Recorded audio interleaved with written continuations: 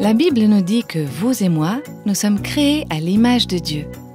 Notre identité d'homme et de femme est mystérieusement liée à cette image divine. Voici Marie Cassian, notre invitée d'aujourd'hui. Mon mari et moi essayons de vivre pleinement selon notre identité d'homme ou de femme pour que notre mariage puisse être un reflet de l'image de Dieu. Avec les années, nous avons découvert que ce qui attire les gens vers Christ, c'est ce qu'ils voient à travers nous, dans notre relation de couple, mais aussi individuellement. Nous sommes l'image, le reflet de Dieu, et c'est cela qui les attire vers Jésus. Ils disent « Waouh, c'est tellement beau, je veux ça moi aussi ». Bienvenue à l'écoute de ce podcast de Réveille nos cœurs.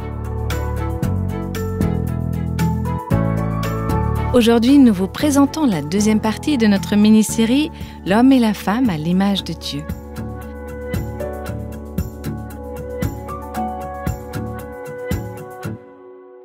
De toutes les merveilleuses choses que Dieu a faites, la seule qui soit à son image, c'est l'homme, c'est-à-dire l'être humain.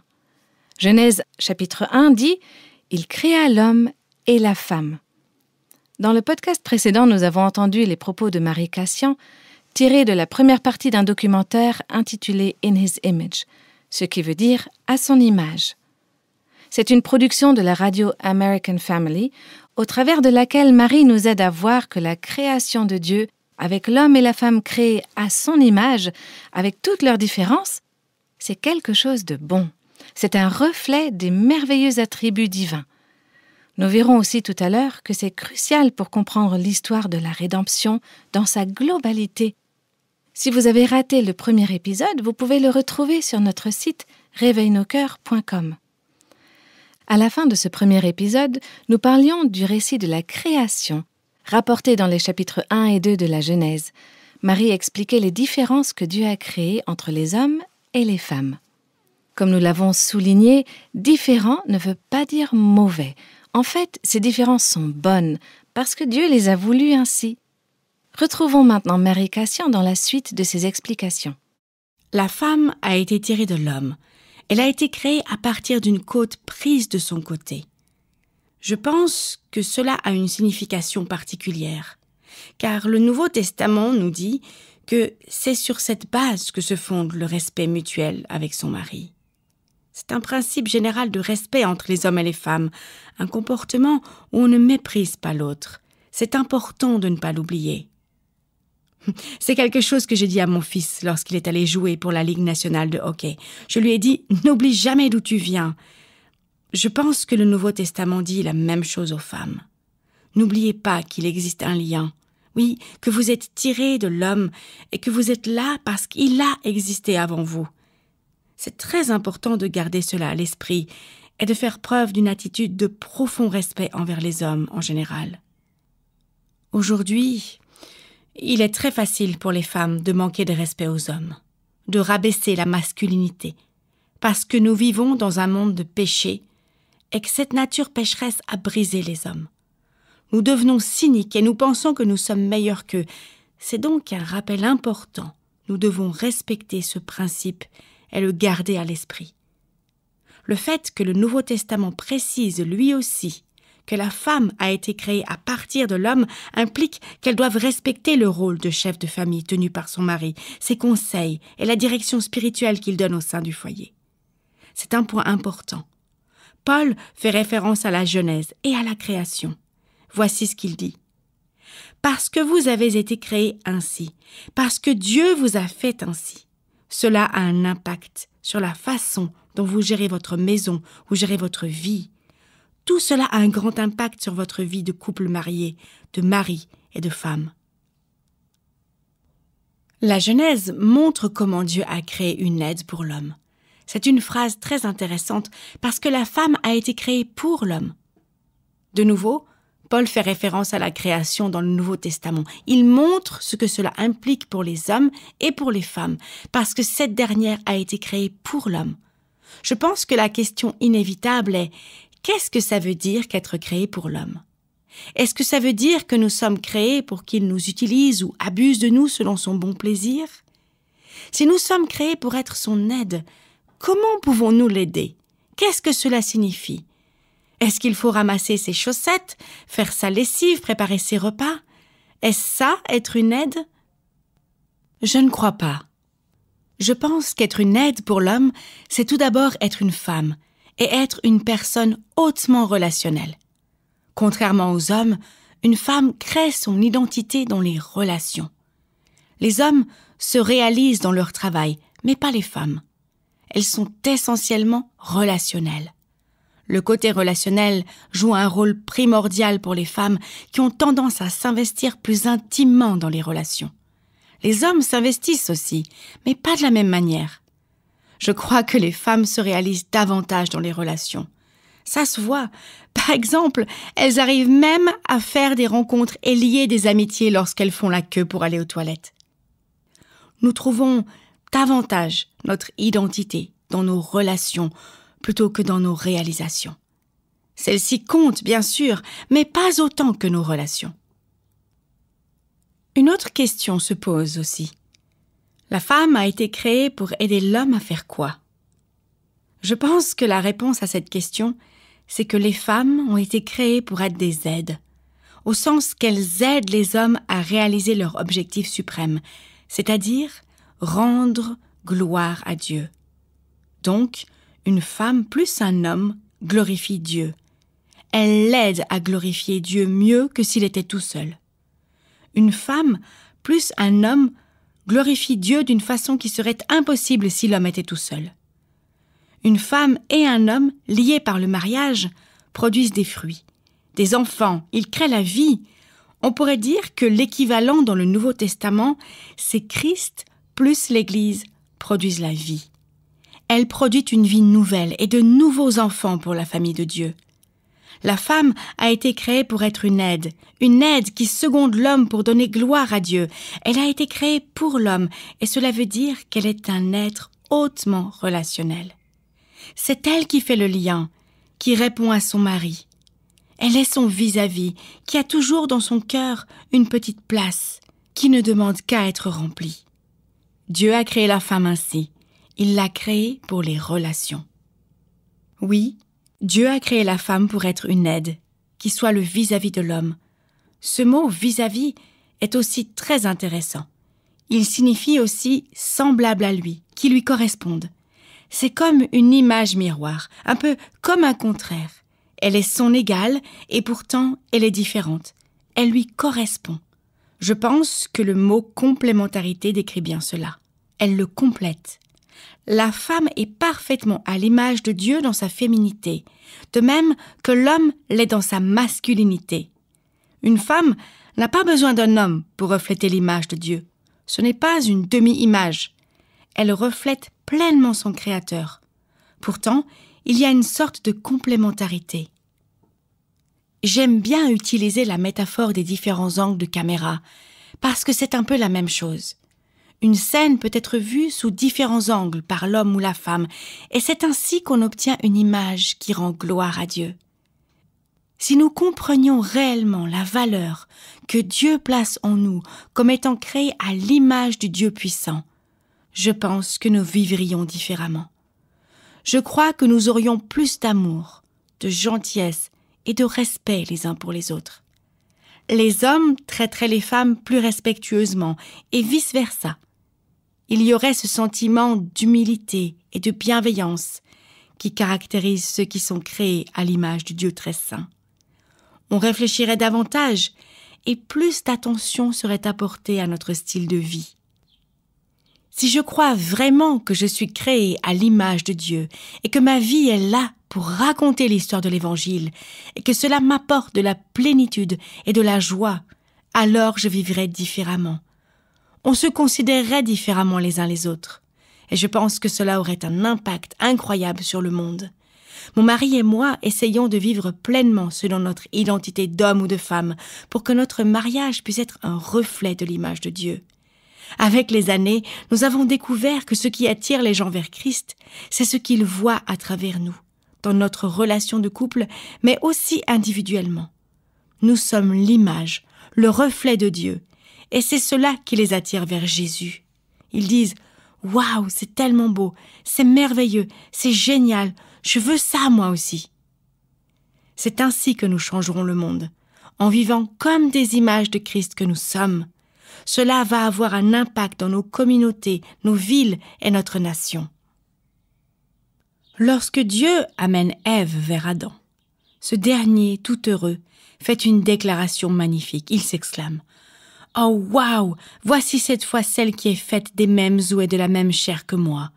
On l'appellera femme, parce qu'elle a été tirée de l'homme. » C'est intéressant, parce qu'il la nomme, et ça ne dérange pas Ève. Aujourd'hui, les femmes ne seraient pas forcément contentes que ça se passe dans ce sens-là. Elles diraient « T'es bien gentil, mais je choisis mon nom moi-même, merci. » Je pense que, avant l'arrivée du péché dans le monde, le premier homme et la première femme savaient intuitivement traiter ces questions. Et lorsqu'Adam a pris l'initiative de donner un nom à sa femme, elle en a été heureuse et ne lui a pas fait de reproche. Ils allaient tous les deux dans la même direction, et non dans des directions contraires. Il a fait ce qu'il avait à faire en tant qu'homme, et elle a fait ce qu'elle avait à faire en tant que femme, et cela leur a apporté de l'unité. C'est une unité exceptionnelle. Ils ne tiraient pas dans les directions opposées. Ils étaient un.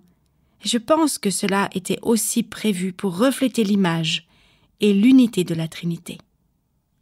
L'homme s'est exclamé « Voici cette fois celle qui est faite des mêmes os et de la même chair que moi. On l'appellera femme, parce qu'elle a été tirée de l'homme. » Ces paroles décrivant la femme sont très intéressantes. Il y a un jeu de mots dans l'hébreu, c'est Ish et Isha.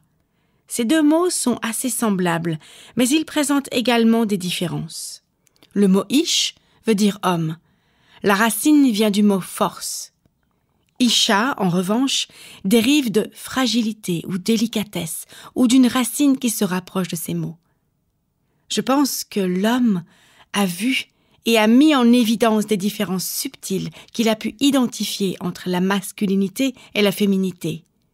L'homme apporte la force. Je ne suis pas en train de dire que les femmes ne sont pas fortes. Je crois que les femmes doivent être très fortes dans le bon sens du terme, mais par rapport à l'homme, une femme apporte douceur et sensibilité sous un angle un peu différent. Je pense que nous voyons ces différences se refléter même dans nos corps physiques et même dans l'acte sexuel. Nous voyons ces différences en termes d'initiation, de mouvement vers et de réactivité reflétée corporellement en fonction de qui Dieu a créé homme ou femme. Je pense que ces différences corporelles sont aussi des différences ontologiques qui se reflètent dans le nom de l'homme et de la femme et dans l'essence même de leur identité propre. La femme a été créée dans le jardin, et c'est aussi un point intéressant.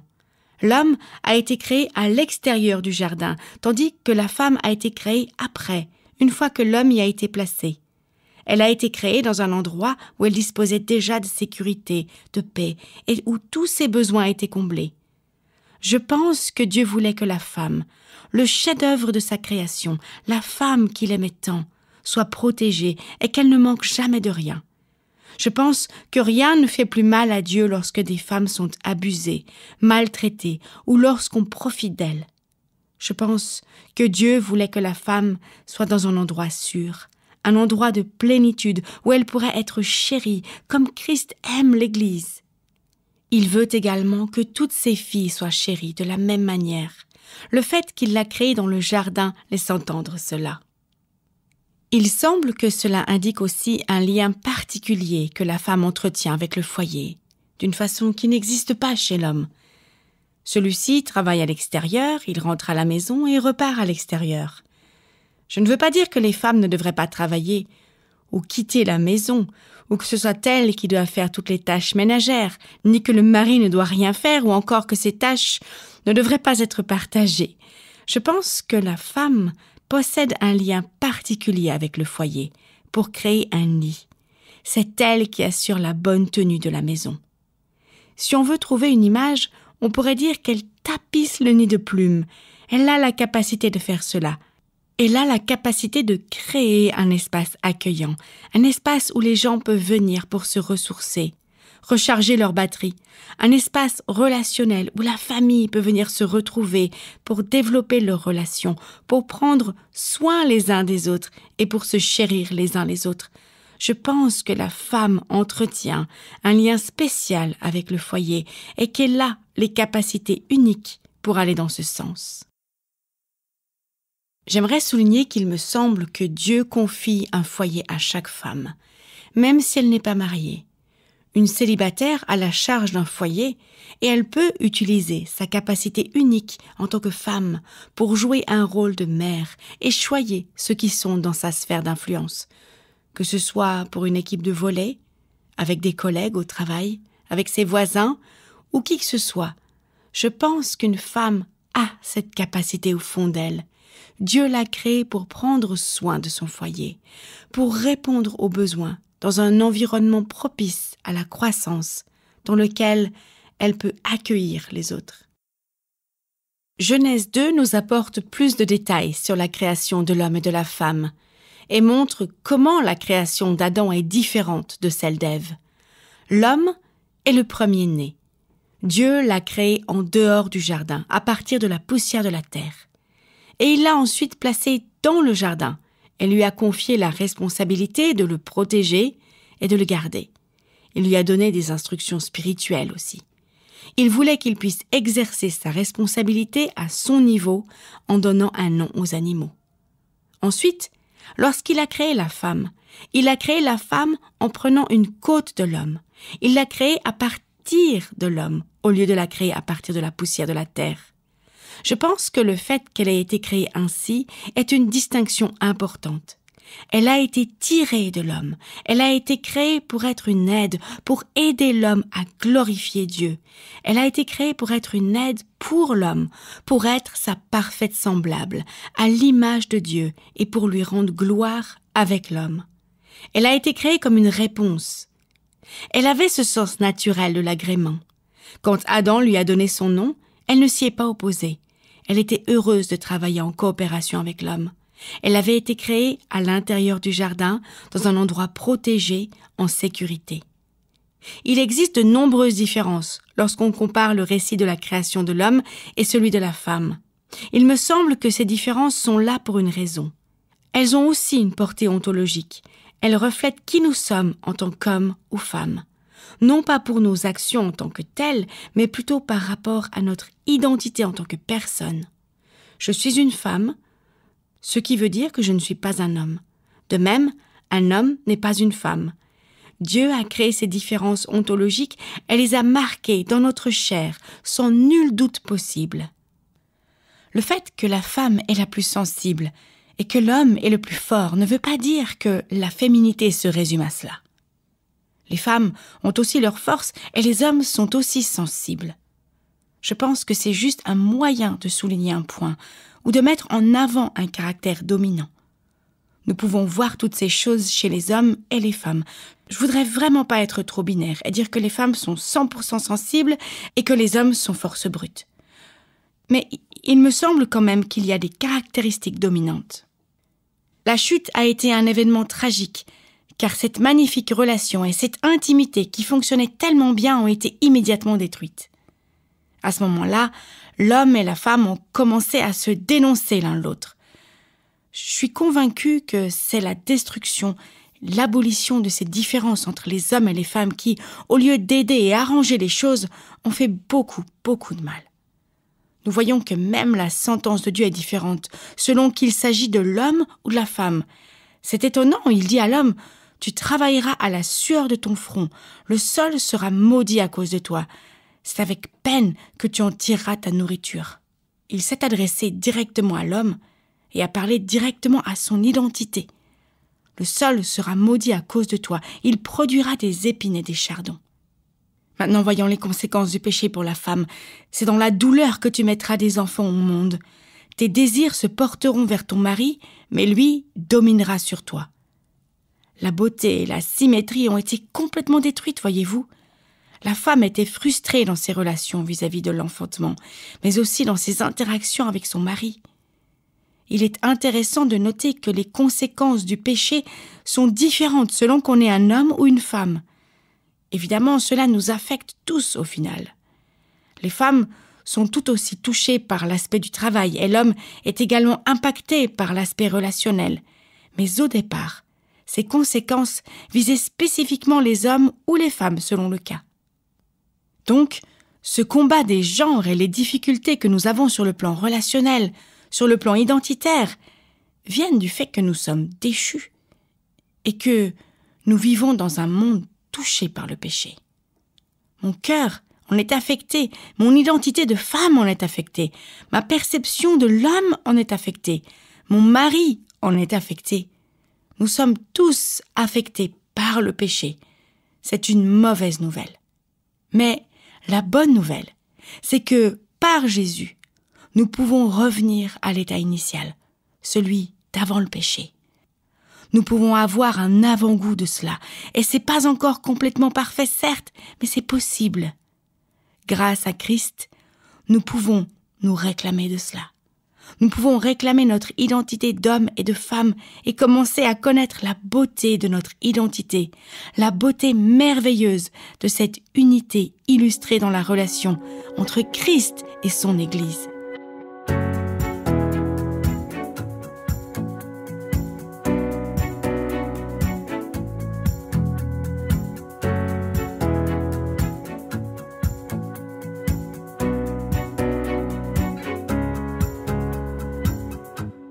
Marie Cassian, auteure et conférencière, nous explique ici quel est le point de vue biblique sur la masculinité et la féminité.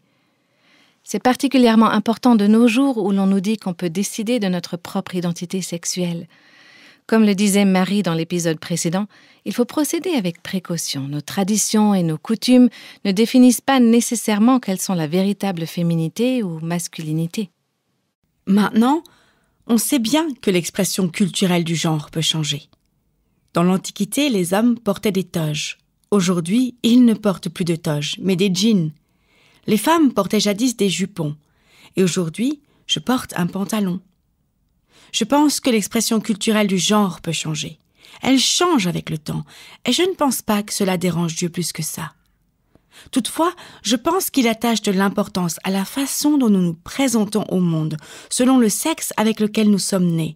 Je suis née femme, je me présente donc comme une femme dans mon entourage. Cela a des implications culturelles. Mais je ne pense pas que ce soit uniquement des stéréotypes. On ne peut pas dire que l'identité de femme se résume à ce qu'on aime les froufrous, le rose, qu'on aime cuisiner, qu'on ne sait pas faire de la mécanique ou faire une course de moto. J'aime beaucoup le bricolage et je demande toujours des outils pour Noël. Oui, c'est vrai, ce n'est pas banal. Et pourtant, je suis bien une femme. Le fait que je fasse du bricolage n'empêche pas que je sois bien une femme. Un jour, une femme est venue me voir et elle était contente parce qu'elle faisait des courses de motocross. Elle était toute contente parce que dans mon livre, je disais « Oui, vous pouvez être une femme et être championne de motocross ». Elle a dit que cela lui avait vraiment parlé, parce qu'on voit souvent les choses à travers des stéréotypes. Il ne me semble pas que la Bible présente ce genre de solution toute faite. Il existe de très nombreuses manières d'exprimer sa personnalité et ses centres d'intérêt, toute une palette. On ne veut pas être des Stepford Wives, si vous connaissez le film de 2004 avec Nicole Kidman, bêtement docile, soumise, ayant perdu toute notre personnalité ou notre caractère. Mais je pense vraiment qu'il y a quelque chose d'important sur la manière dont nous nous présentons à notre entourage selon qu'on est un homme ou une femme. Il m'a fallu du temps pour accepter le fait d'être une femme. Je pense que Dieu veut que je fasse même plus qu'accepter. Il veut que je l'apprécie pleinement. Je suis une femme au niveau de ma personnalité, de mes talents et de mes centres d'intérêt, et cela m'est totalement personnel. Je suis unique. Plus je soumets mon cœur à Dieu, plus je deviens telle qu'il m'avait imaginée dès la création. Plus je comprends mon identité de femme et plus je deviens moi-même. Et je me transforme ainsi, du moins je pense, pour correspondre au plan de Dieu pour ma vie. C'est très différent d'accepter intellectuellement la vision biblique de la féminité et d'avoir le courage de lire la Bible en se posant la question « Quel est ton plan pour moi ? Qu'est-ce que cela implique ? Est-ce que mon cœur est bien disposé ? J'ai découvert cela lorsque je suis allée lire dans la Bible les passages qui me disaient de me soumettre à mon mari. Au début, c'était difficile. Ce n'était pas facile du tout. Et pourtant, si on replace le tout dans le contexte de Christ et de sa relation avec l'Église, lorsque je respecte le plan de Dieu pour moi, comme Jésus a fait la volonté de son Père, cela crée une telle liberté, une telle unité. Vous avez ainsi un aperçu de la merveille, de la symétrie, de la cohérence et de l'unité de tout ce que Dieu a voulu. Le danger de mettre tellement en avant les différences, c'est que du coup, on ne parle plus que de ça et on oublie complètement l'unité. Je pense que les différences existent justement pour faciliter l'unité. Voici la meilleure illustration que j'ai trouvée. Si on passe trop de temps à décomposer les pas de danse, il se peut qu'on commence à s'emmêler les pieds soi-même, tandis que si on apprend les mouvements dans l'ensemble, on se déplace en harmonie, comme une seule personne. C'est la meilleure illustration que j'ai pu trouver pour expliquer les différences entre les hommes et les femmes, et comment ces différences devraient nous rapprocher et contribuer à la beauté plutôt que de se marcher sur les pieds. Je pense que c'est vraiment ça l'idée. Nous devons honorer et glorifier Dieu en tant qu'homme ou femme, non pas séparément mais ensemble. L'unité et l'égalité sont fondamentales. Il y a tellement de textes dans la Bible qui font référence à cette réciprocité. Ils mettent l'accent sur l'aspect réciproque, mais aussi sur l'unité dans l'action. C'est quelque chose d'important et nous devrions le garder à l'esprit. Je pense que quelquefois nous perdons de vue la danse parce que nous sommes trop concentrés sur les mouvements. C'est là le danger de trop mettre l'accent sur les différences, parce que je pense que Dieu veut juste que nous fassions la danse ensemble, en toute harmonie. C'est pour cela qu'il nous a créés et qu'il a créé les différences qui permettent d'atteindre ce but. Marie mentionnait un terme biblique qui n'est pas très populaire, et je crois qu'il est d'ailleurs très souvent mal compris. On va lire ensemble un passage de la lettre aux Éphésiens, au chapitre 5. « Femmes, soumettez-vous à votre mari comme au Seigneur. Mais tout comme l'Église se soumet à Christ, que les femmes aussi se soumettent en tout à leur mari. » Et dans Colossiens au chapitre 3, on lit « Femmes, soumettez-vous à votre mari comme il convient dans le Seigneur. » Retrouvons Marie Cassion. Aujourd'hui, le mot soumission passe mal. Il porte des connotations très négatives. Je pense qu'il ne faut pas se braquer là-dessus. Dieu m'appelle à être conciliante, à être sensible à l'autorité de mon mari qui est à la tête de notre famille. Quand j'y pense de cette façon, il m'appelle à travailler dans le même sens, à le soutenir, à aller dans la même direction que lui. Cela se fait dans le dialogue. Je peux exposer mon point de vue. S'il y a quelque chose avec laquelle je ne suis pas d'accord, j'ai voix au chapitre et je peux l'exprimer, car il s'agit d'un partenariat. Je suis persuadée que Dieu a créé le mariage pour être un partenariat avec des interactions. Je pense que si on voit la soumission comme fermer sa bouche, ne jamais rien contredire, obéir comme un robot, alors je pense que nous nous trompons lourdement. Ce n'est pas ce que la Bible enseigne. Elle dit au contraire que les femmes devraient être aimables, délicates et conciliantes avec leur mari et avec les hommes en général, tout en s'efforçant de bien comprendre cette notion et ce que cela implique. En effet, la soumission signifie que je ne dois pas suivre mon mari dans le péché. Je suis responsable devant Dieu avant tout, et non pas devant mon mari. Cela ne veut pas dire que je suis un béni oui-oui. Je suis intelligente, conciliante, attentive et réceptive pour suivre mon mari qui est à la tête de notre famille. Il n'est pas question non plus d'accepter quelque chose de mal, ou alors d'accepter des abus en silence. Si vous vous trouvez dans une telle situation, je voudrais vous encourager à aller parler avec quelqu'un de votre Église qui aime Dieu et qui a de la maturité. Et s'il y a infraction à la loi, allez s'il vous plaît trouver les autorités civiles qui vous aideront à prendre les mesures nécessaires et à vous mettre en sécurité. Lorsque le péché est entré dans le monde, tout a été abîmé. La beauté de la création de Dieu a soudainement été tachée, déformée et même falsifiée. C'est triste, n'est-ce pas? Marie Cassion nous explique que cette douleur affecte le plan de Dieu pour nous jusqu'à sa racine. Nous sommes tous brisés et affectés par le péché. Nous sommes tous touchés sur le plan sexuel et sur le plan identitaire. Nous sommes en marche vers la guérison grâce à Dieu. Je pense qu'il nous guérit davantage tous les jours. Pour certaines d'entre nous, ce processus est rapide. Pour d'autres, ayant des blessures plus profondes ou des problèmes plus complexes, cela peut prendre un peu plus de temps et de larmes. Voici mon conseil.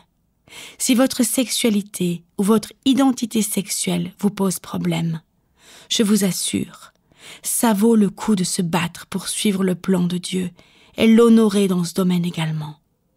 Toute la vie chrétienne, dans son ensemble, est une lutte. Obéir à Dieu est une lutte. La sainteté est une lutte. La justice est une lutte. Dire non au péché est une lutte. On passe notre temps à lutter toute notre vie. Même si je remporte des victoires importantes dans différents domaines, le fait est qu'il faut lutter. Mais cela ne veut pas dire que nous sommes sur la mauvaise voie. Même si la lutte est ardente, cela ne veut pas dire qu'il faut abandonner. Même si on ressent parfois une injustice, il ne faut pas faire passer nos sentiments avant la parole de Dieu et se dire « je vais me baser sur mon ressenti plutôt que sur les Écritures ». Nous, chrétiens, devons choisir encore et encore d'avancer par la foi en la parole de Dieu et nous dire « oui, voilà ce que je crois. Je crois ce que Dieu a dit. Je vais l'honorer, même si c'est difficile. » Je suis convaincue que celles et ceux qui connaissent des incertitudes et des combats sur le plan de la sexualité et de l'identité sexuelle peuvent compter sur la bonté et la fidélité de Dieu. Cette personne se dit « je fais suffisamment confiance à Dieu au sujet de mon identité la plus intime. Je sais qu'il est Dieu, que je ne suis pas Dieu. Je lui fais suffisamment confiance pour savoir qu'il peut me guérir. Même s'il ne le fait pas, cela n'empêche pas qu'il est Dieu et que je vais toujours l'honorer. » C'est comme l'histoire des 3 jeunes Hébreux dans la fournaise ardente qui nous est racontée dans le livre de Daniel. « Notre Dieu nous délivrera de ton pouvoir, ô roi.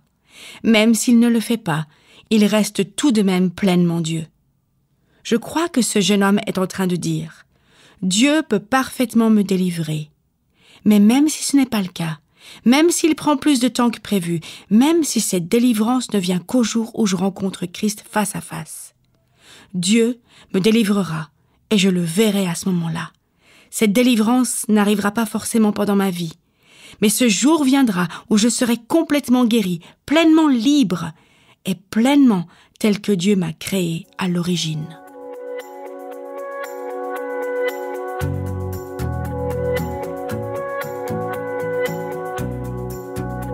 Nous sommes déjà arrivés au terme de ce podcast.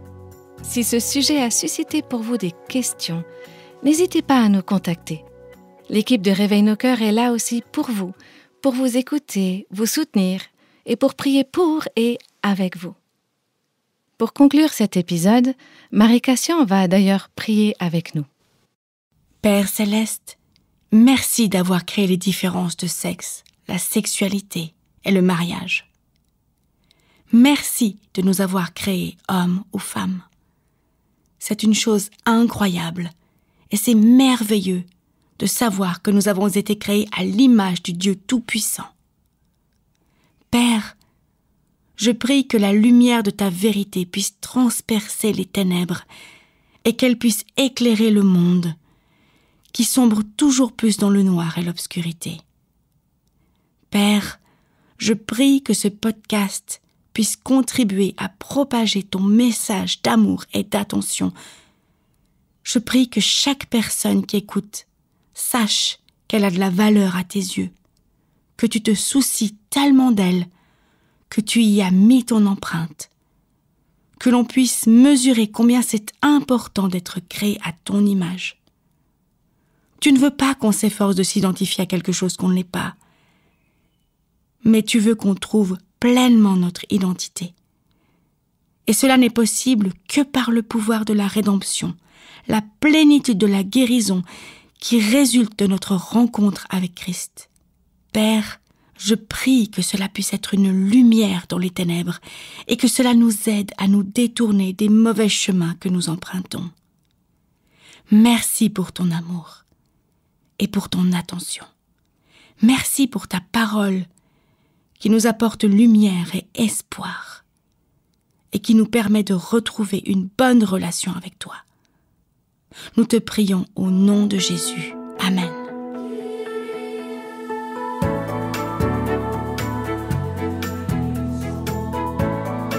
Tous les extraits de la Bible sont tirés de la version Second 21. Réveille nos cœurs est le ministère francophone de Revive Our Hearts avec Nancy DeMoss Wolgemuth. Avec les voix de Muriel Vattier et Jeannette Kosman.